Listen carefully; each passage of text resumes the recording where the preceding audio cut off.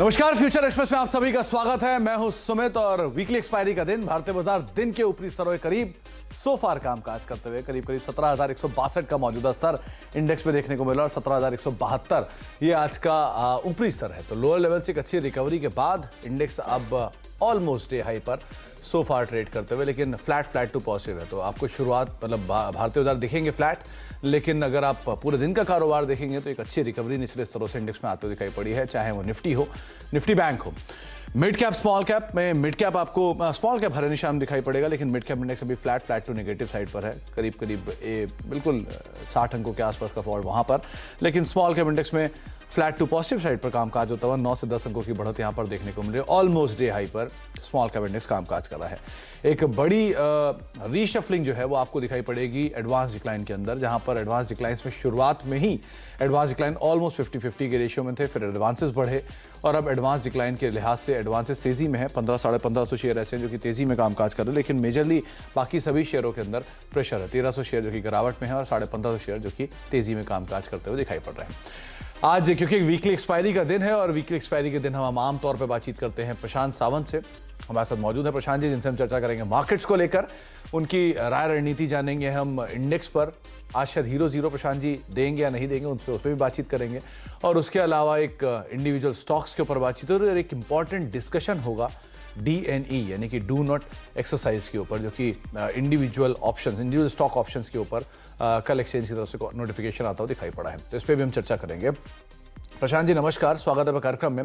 पहले तो मार्केट्स को लेकर आपका व्यू, क्योंकि 17,200 पे मेजर कॉल राइटर्स सो फार दिखाई पड़ रहे हैं, 17,100 पे कॉल राइटिंग है, नीचे 17,000 का क्लियर कट अभी तो बेस फॉर्म हुआ है, लेकिन लास्ट टाइम जब हम मिले थे तब से लेके अब तक में फेर बदल हुआ है सिचुएशन में। तब आप पूरी तरह से बियरिश साउंड कर रहे थे, क्या टोन कुछ हल्की हुई, कुछ बुलिश हुई, या वही सेम टोन रहेगी अभी भी? जी सुमित जी, गुड आफ्टरनून और सभी दर्शकों को नमस्कार। तो पिछली बार हम जब मिले थे ऑलमोस्ट 16,900 के आसपास, तब मेरी ये राय थी कि ऑलमोस्ट हम हमारे डाउन साइड के स्विंग टारगेट्स पे पहुंच चुके हैं और मैं लॉन्ग नहीं जाऊंगा, बट मैं यहाँ से शॉर्ट्स एग्जिट करना चाहूंगा ऑलमोस्ट। और वहां पे मैंने एक छोटी सी पुट की ट्रेड ट्राई की थी जो पिकअप हुई थी, बट वहां पे स्टॉप लॉस हो गया था। तो फिलहाल मुझे लग रहा है कि एक रेंज बाउंड एक्सपायरी में देख रहा हूँ, और जो एक अहम लेवल होगा डाउन साइड पे, तो ये मैं उनके लिए कह रहा हूँ जो इंट्राडे या पोजिशनरी लॉन्ग है। 17,125 17,125 मार्च फ्यूचर्स का लेवल, यानी यहाँ से एग्जैक्टली 70.2 ये आपका हार्ड स्टॉप यानी आपके सिस्टम में ये स्टॉप लॉस होना चाहिए। इसके इर्द गिर्द आप रख सकते हो 17,125 115 यहाँ, बट आपका स्टॉप लॉस यहाँ पे होना ही चाहिए ताकि कोई भी रिवर्सल आए तो आप एक डिसेंट लेवल पे एग्जिट कर पाओ। इस लेवल को अगर हम ब्रेक कर देते हैं या इसके नीचे क्लोज हो जाते हैं, तो मुझे लग रहा है कि हम इस एक्सपायरी तक यानी अगले गुरुवार तक ऑलमोस्ट 16,920 इस रेंज के वापस नजदीक जा सकते हैं। तो मेरे लिए जो ध्यान रखने लायक लेवल होगा, जो जैसा मैंने कहा 17,125 बहुत अहम होगा ऑन अ क्लोजिंग बेसिस, और इवन इंट्राडे में भी इसके नीचे अगर आवरली क्लोज आए तो शायद हम और वीक हो सकते हैं। उसी के साथ मैं जब बैंक निफ्टी देख रहा हूँ, तो दोनों ही इंडाइसेस ने आज एक काम किया था कि प्रीवियस डे हाई के ऊपर चले गए, यानी कल के ऊपर गए थे और उसके बाद फिर से विद इन प्रीवियस डे की रेंज में ये काम कर रहे हैं। तो ये थोड़ी सी वीकनेस की शाइन होती है, निशानी होती है। तो अगर हम देखें अभी हम 40,150 फ्यूचर्स में है, यहाँ पे जो रेजिस्टेंस है वो 40,350 यानी 200 पॉइंट ऊपर, और जो सपोर्ट है वो 39,500 यानी 200 पॉइंट नीचे। तो हम एक बहुत टाइट रेंज में बैंक निफ्टी में, और नॉर्मली ये होता है कि अगर ऐसी रेंज है तो ये ब्रेकआउट बहुत जल्द आता है। तो बैंक निफ्टी में हम ध्यान रखेंगे 40,350 के ऊपर या 39,950 के नीचे, दोनों ही जगह 200 पॉइंट की देरी है। आज के लिए मुझे लग रहा है कि हमें ऑप्शन ट्रेड इंडेक्स में अवॉइड करनी चाहिए जब तक कि इसमें से कोई भी लेवल ब्रेक ना हो। जैसे मैंने कहा निफ्टी में 17,125 या बैंक निफ्टी में 39,950, तो शायद मुझे लग रहा है कि आफ्टरनून में वीकनेस आ सकती है, वरना हम इसी रेंज में एक्सपायरी देख हो सकती है। ओके, तो अगर कोई भी साइड की रेंज चाहे ऊपर की तरफ या नीचे की तरफ, जो लेवल्स आपको प्रशांत जी बता रहे हैं, ये ब्रीच होता है तो आप अकॉर्डिंगली ट्रेड देखेंगे इंडेक्स में, लेकिन अदरवाइज एक सीमित दायरे के अंदर इंडेक्स रहेगा और उसी रेंज की वजह से यहाँ पर आसपास की कहीं एक्सपायरी होते हुए दिखाई पड़ेगी। तो प्रशांत जी, आपकी कमेंट्री से तो ऐसा लग रहा है कि शायद आज आप हीरो ट्रेड नहीं देंगे। जी, मैं अवॉइड करना चाहूंगा कि सुमित जी, जब भी एक हाई प्रोबेबिलिटी हो तभी हमें ट्रेड करनी चाहिए, ताकि जो भी रिस्क हम ले रहे हैं उसके सामने रिवॉर्ड डिसेंट हो। आज अगर मैं 50 पॉइंट की रिस्क ले भी लूं या 40 पॉइंट की 150 की पुट में, मुझे वहां पे सामने 100 पॉइंट का या 80 पॉइंट का रिवॉर्ड नहीं दिख रहा है, इसीलिए मैं थोड़ा सा होल्ड बैक कर रहा हूँ। ओके, तो प्रशांत जी ने आज इसलिए होल्ड बैक किया है अपने हीरो जीरो ट्रेड को, क्योंकि रिस्क रिवॉर्ड के लिहाज से वो ट्रेड फीजिबल नहीं दिखाई पड़ रहा है। तो स्टॉक स्पेसिफिक अब बात करते हैं प्रशांत जी, कहां पर आप लॉन्ग हैं, कहां पर आप शॉर्ट हैं? तो एक मिक्स एंड मैच स्ट्रैटेजी करेंगे और यहाँ पे सबसे पहले मुझे जो स्टॉक वीक लग रहे हैं उनके बारे में बात करूंगा। तो मुझे लग रहा है कि एक्सिस बैंक एक 9 और 10 मार्च के यहाँ पे जो गैप थी बिल्कुल उसी के नजदीक जा रहा है। तो यहाँ पे प्रोबेबिलिटी शॉर्टिंग की ज्यादा बन रही है। यहाँ पे मैं स्टॉप लॉस रखूंगा 874 स्पॉट बेसिस में, और मेरा जो टारगेट होगा वो 840 टारगेट 1 और 830 टारगेट 2 होगा। तो मैं एक्सिस बैंक में शॉर्ट रेकमेंड करूंगा। उसी के सामने मैं बाटा, मुझे लग रहा है बेस बन रहा है, हो सकता है हम एक या दो बार 10-15 पॉइंट का स्टॉप लॉस लें, बट यहाँ से एक अच्छी मूव हमें मिल सकती है। तो यहाँ पे मैं एक लॉन्ग इनिशिएट करना चाहूंगा 1394 1394, ये मेरा स्टॉप लॉस होगा। और मेरा टारगेट 1 रिस्क रिवॉर्ड के हिसाब से 1445 होगा। बट अगर बाटा 1445 के ऊपर स्पॉट में क्लोज हो, मुझे लग रहा है ये पोजिशनल लॉन्ग ट्रेड होगा एक वीक मार्केट में, जहां से हम 1480 1500 भी जा सकते हैं। तो ऐसे ट्रेड में जहां बेस बनती है वहां हम 10-15 पॉइंट की रिस्क ले और एक दो बार स्टॉप लॉस भी हो, शायद नेक्स्ट मूव हमें सीधे 100 पॉइंट की मिल सकती है। तो इसको रडार पे रखिए। और लास्ट पिक जो मेरा होगा वो एस्कॉर्ट्स होगा। मुझे लग रहा है एक वीकनेस नजर आ रही है, तो यहाँ पे मैं स्टॉप लॉस रखूंगा 1906, शॉर्ट रेकमेंड करूंगा। टारगेट होगा 1835 से लेकर 1810। ओके, ABE यानी कि एक्सिस बैंक, बाटा और एस्कॉर्ट्स, तीन नाम आपको सुझाए हैं प्रशांत जी ने।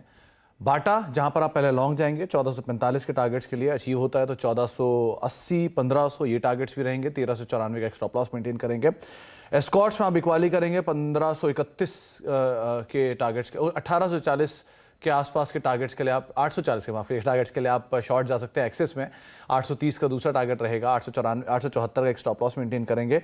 और एस्कॉर्ट्स तीसरा नाम रहेगा 1906 का स्टॉप लॉस, और 1835 के टारगेट्स के लिए 1810 का दूसरा टारगेट, जहां पर आप बिकवाली करे चल सकते हैं। प्रशांत जी, इंटरेस्टिंग है, एक्सिस बैंक डे हाई पर है और आप एक्सिस बैंक में यहां पर शॉर्ट जाने की राय दे रहे हैं। तो जो पुल बैक है निफ्टी बैंक का, आपको लग रहा है कि वो अगर ऊपर की तरफ जाता है तो ब्रेकआउट भी आ सकता है, तो ये कॉन्ट्रा ट्रेड क्यों? सुमित जी, अगर हम देखें एक बहुत ही बेसिक पैटर्न, मुझे जैसे मैंने कहा 9 और 10 मार्च के बीच आपको दिखाई देगा, जहां पे एक अपवर्ड रैली आ रही थी और नेक्स्ट डे सीधा गैप डाउन हुआ है। तो ये बहुत बड़ी गैप होती है और इसको क्रॉस करना आसान नहीं होगा। इसलिए मुझे यहाँ पे दिख रहा है कि एक शॉर्टिंग की ट्रेड के लिए रिस्क डिसेंट है और सामने रिवॉर्ड बड़ा है। अगर मैं स्विंग लो को भी विजिट करूं तो मुझे रिवॉर्ड बड़ा दिख रहा है, करीबन 10-12 पॉइंट की रिस्क के सामने मुझे ऑलमोस्ट 30 पॉइंट का रिवॉर्ड दिख रहा है। तो इसीलिए मैं इसको शॉर्ट रेकमेंड कर रहा हूं। दूसरी बात, ये अगर जो स्टॉप लॉस को क्रॉस कर दे यानी 874 को, जो डिफिकल्ट होगा, तो straight axis bank trend change के इंडिकेशन देगा, वहां से बैंक निफ्टी भी डेफिनेटली ट्रेंड चेंज के इंडिकेशन देगा। वो मुझे लग नहीं रहा है कि मार्च एक्सपायरी तक आएगा, इसीलिए क्योंकि प्रोबेबिलिटी मुझे हाई लग रही है, मैं एक्सिस को शॉर्ट देना चाहूंगा। ओके, तो एक्सिस में शॉर्ट, उसके पीछे के तर्क आपको प्रशांत जी बता रहे थे।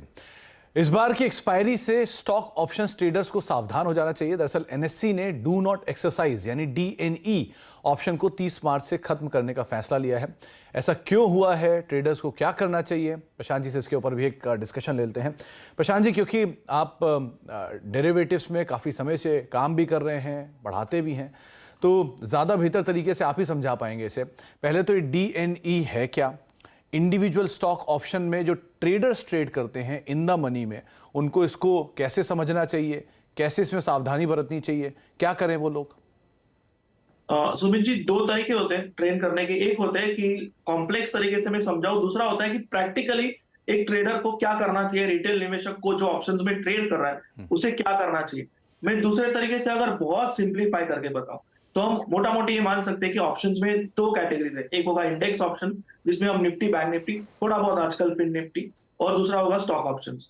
तो इसमें अगर हम देखें तो ऑलरेडी लास्ट वीक में जो ITM ऑप्शंस होते थे उनके मार्जिन वगैरह पिछले ऑलमोस्ट 1 से 1.5 साल से बढ़ गए थे, पर उसी के सामने अगर आप देखें तो इंडेक्स ऑप्शन जैसे काम कर रहे थे वैसे ही कर रहे। अब होता क्या है, एक प्रैक्टिकल एग्जांपल जो मैंने शायद 1 या 1.5 साल पहले किसी के साथ देखा था, वो ये था, काफी बार हम इलिक्विड ऑप्शंस भी लेते हैं, जैसे कि ग्रासिम हो या कुछ हो।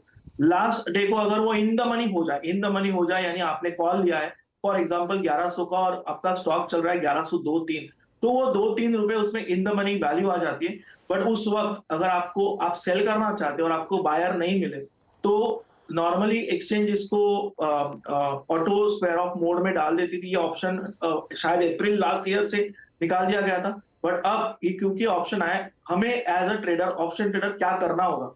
तो सबसे अहम बात मेरी सलाह ये होगी, आप जब लास्ट वीक में जाते हो ट्रेडिंग के, यानी महीने के लास्ट वीक में, तब आप स्ट्रेट नेक्स्ट मंथ के स्टॉक ऑप्शन में काम करो। यानी आप जो स्टॉक के ऑप्शन काम कर रहे हो वो उस महीने के इन द मनी ऑप्शंस में तो बिल्कुल भी काम मत करो। अगर करना चाहते हो तो आउट ऑफ द मनी में करो। जैसे ही आपको लगे कि इन द मनी आया है, सबसे अहम बात होगी प्रॉफिट बुक करके एग्जिट करो। और स्पेशली जो गुरुवार का दिन होता है, last day of the expiry, आप स्टॉक ऑप्शन में बिल्कुल भी उस महीने के ऑप्शन में काम मत करो। इससे आपकी ये जो पूरा प्रॉब्लम है, ये सॉल्यूशन, मतलब आप बोलते हैं जैसे कि स्ट्राइकिंग इन द रूट, तो आपको ये प्रॉब्लम ही नहीं आएगा। आपको ये स्क्वायर ऑफ वगैरह से आप दूर होगे। जहां तक इंडेक्स ऑप्शंस की बात है, आप इसको 3.25-3.20 के आसपास स्क्वायर ऑफ भी कर दो तो आप इस सारी चीजों से और इस पेनल्टी से दूर हो जाओगे। वरना काफी बार आप ये देखोगे कोई 1100 लॉट साइज है जिसमें 1.5-2 रुपया प्रीमियम है, आप वो खरीदने या अटक जाओगे उसमें, आपको 20 से 22 हजार रुपए इसमें फाइन आ सकती है। तो आपको सिर्फ करना इतना ही है, जो लास्ट हफ्ता होगा उसमें आप ट्राई करो, आप अगले हफ्ते के स्टॉक ऑप्शंस करो, और अगर उस महीने की भी कर रहे हो तो गुरुवार के दिन बिल्कुल भी उसमें काम मत करो, स्ट्रेट छोड़ दो, नेक्स्ट मंथ के ऑप्शन में जाओ। और अगर इंडेक्स ऑप्शन में काम कर रहे हो, 3.20 को आप स्क्वायर ऑफ कर दो। जो भी आपकी पोजीशन हो, प्रॉफिट हो, लॉस हो, आप स्ट्रेट स्क्वायर ऑफ कर दो, जब तक कि वो way out of the money. यानी आपने 17,200 की पुट ली है और अगर 10 मिनट बचे और 17,400 मार्केट चल रहा है, तो आपको पता है कि 10 मिनट में 200 पॉइंट आने की चांसेस बहुत कम है, तो आप इग्नोर कर सकते हो। बट अगर 17,200 की पुट आपने ली है और स्पॉट प्राइस चल रही है 17,210, तो आप उसको स्क्वायर ऑफ कर दो, क्योंकि चांसेस है कि शायद एवरेज प्राइस वहां पे आ जाए और आपके अगेंस्ट एक पेनल्टी हो जाए। तो आपको सिर्फ इतना करना है कि स्क्वायर ऑफ करना है। लास्ट डे को आपको स्टॉक ऑप्शन में नेक्स्ट मंथ की स्ट्राइक प्राइस में काम करना है। जी, ये क्योंकि ये नियम इंडिविजुअल स्टॉक ऑप्शंस के लिए एप्लीकेबल है। इसका जो सीधा सीधा इम्प्लीकेशन प्रशांत जी आपको समझाना चाह रहे हैं वो ये है कि अगर आपने कोई भी बाय साइड पर अपना ऑप्शन ले रखा है, कोई कॉल ले रखी है जो कि इन द मनी है, उस कॉल को अगर आपने एग्जीक्यूट नहीं किया, उसे वाइंड अप नहीं किया, तो एक्सचेंज ऑटोमेटिकली उसे वाइंड अप कर देगा। लेकिन आप अब ऐसी सिचुएशन नहीं होगी, अब एक्सचेंज ऑटोमेटिकली वाइंड अप नहीं करेगा, आपको खुद करना होगा। और अगर आप नहीं कर पाए तो आपको कैश ला के देना होगा इधर, और अगर आप पुट पर हैं तो आपको पोजीशन ला कर देनी होगी, यानी कि शेयर ला कर देने होंगे। और ये दोनों सूरतों में आपके लिए नुकसान हो सकता है, तो बेटर है कि वाइंड अप कर दीजिए। और इलिक्विड है अगर तो वैसे ही ऑक्शन जा सकता है और बहुत पेनल्टी भी लग सकती है, इसलिए बिल्कुल ही मत करिए ऐसा।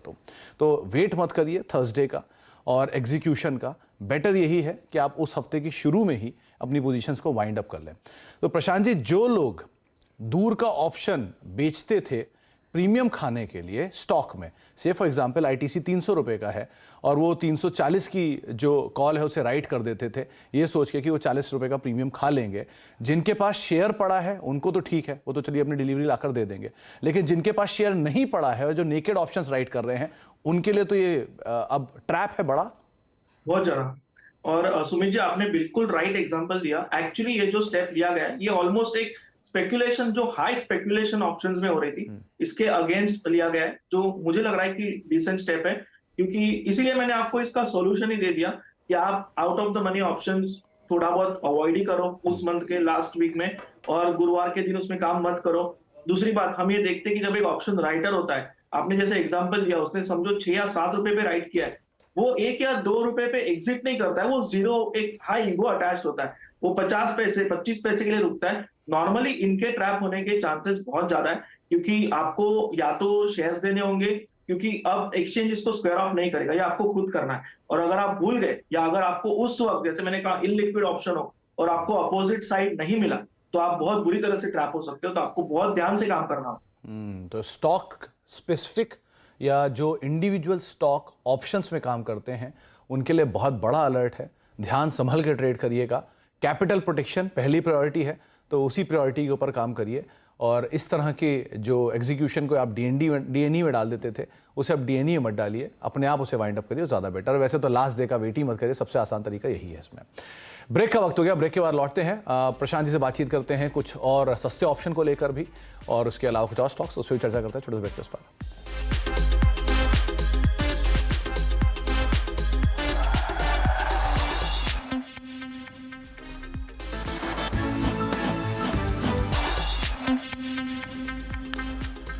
अब देख रहे फ्यूचर एक्सप्रेस और मार्केट्स में तो कोई खास बदलाव नहीं है, लेकिन हाँ एक बार मिड कैप स्मॉल कैप लेकर आइए, वहां पर थोड़ा ज्यादा बदलाव दिखाई पड़ेगा आपको। इंडेक्स तो वही है लेकिन मिड कैप में गहराई है, थोड़ी सी गिरावट, और अब करीब करीब 1/4% के आसपास का dip Nifty mid cap index में। स्मॉल कैप इंडेक्स की जो तेजी थी वो मोर लेस फ्लैट हो चुकी है बिल्कुल। तो अब यहाँ पर आप नजर रखिए, लेकिन अदरवाइज मार्केट्स में कोई खास बड़ा डैमेज नहीं दिखाई पड़ रहा है।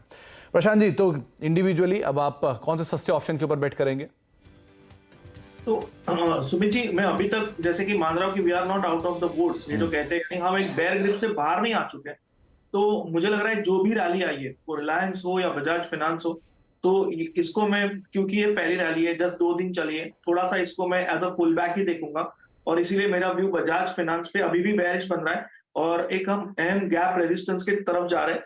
तो इसकी जो अप्रैल की 5800 अप्रैल स्ट्राइक प्राइस की जो पुट ऑप्शन है, ये करीबन अभी 140 138 के रेंज में।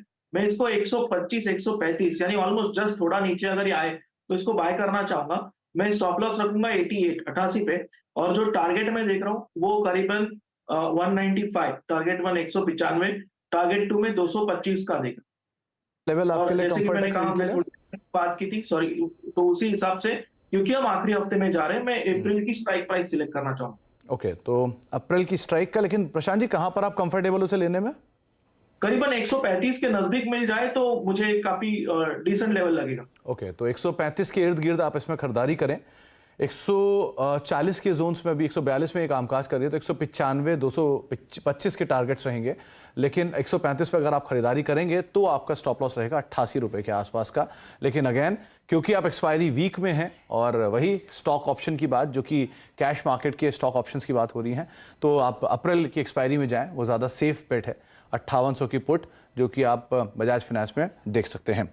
प्रशांत जी, बहुत बहुत शुक्रिया। आज अलग टॉपिक से बातचीत थी, इसलिए समय नहीं दे पाया आपके स्टॉक्स के ऊपर, लेकिन बहुत बहुत शुक्रिया अपना समय हमें देने के लिए, हमें समझाने के लिए, हमसे बातचीत करने के लिए और बाजार पर अपनी रणनीति रखने के लिए। तो फिलहाल मार्केट्स बिल्कुल फ्लैट, और गोइंग फॉरवर्ड सेकंड हाफ कैसा रहता है इस पर नज़र रखनी होगी। लेकिन प्रशांत जी का मानना है कि दोनों साइड इंडेक्स में अगर क्रूशियल लेवल्स टूटते हैं तो एक बड़े डिप और एक बड़ी तेजी आप एक्सपेक्ट कर सकते हैं। सो फार मार्केट डे हाई की तरफ निफ्टी बैंक जाता हुआ दिखाई पड़ रहा है। ब्रेक का वक्त है, ब्रेक के उस पार आशीष आपके साथ मौजूद रहेंगे, साथ सेंसेक्स